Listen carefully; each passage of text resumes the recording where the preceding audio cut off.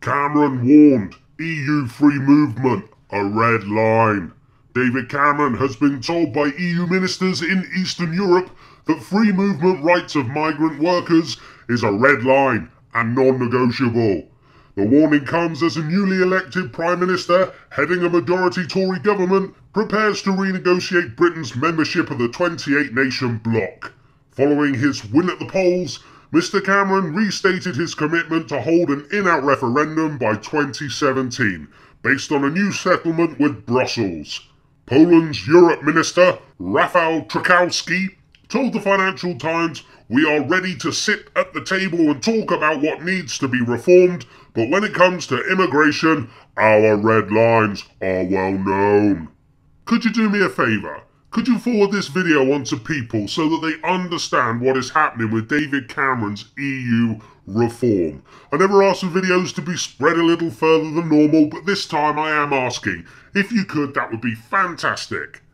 There are now 28 countries in the EU, and even if Cameron could start negotiations, he would have to convince all 27 other countries the need to stop the free movement of people. It ain't gonna happen, as the Polish PM has already stated. But even more fundamental than that is the fact that under Article 50 of the Lisbon Treaty, no country can renegotiate its terms unless they first declare that they wish to leave the EU.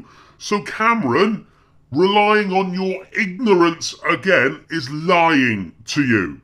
Under the Lisbon Treaty that Gordon Brown signed, Spam Cam has everything the wrong way round.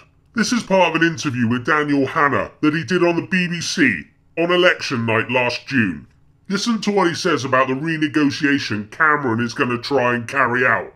Bear in mind that Hannan has been an MEP for years, and he's fought for an in-out referendum, so he's likely to know a thing or two.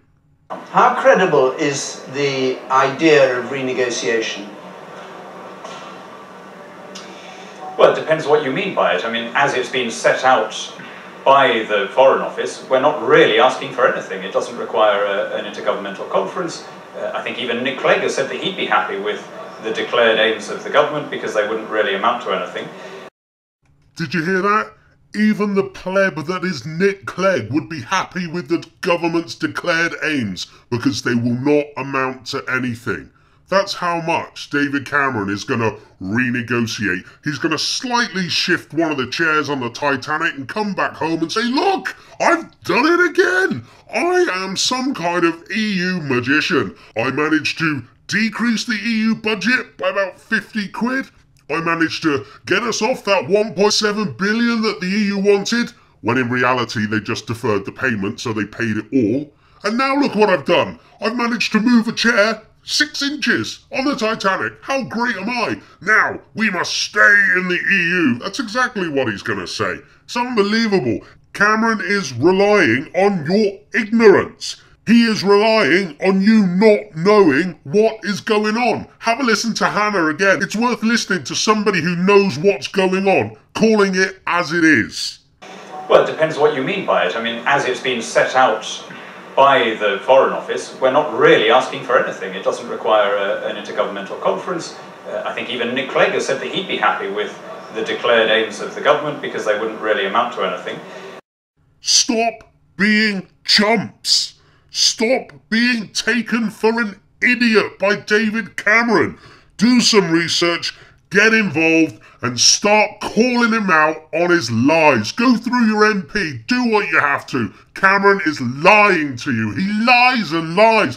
That's all he bloody does.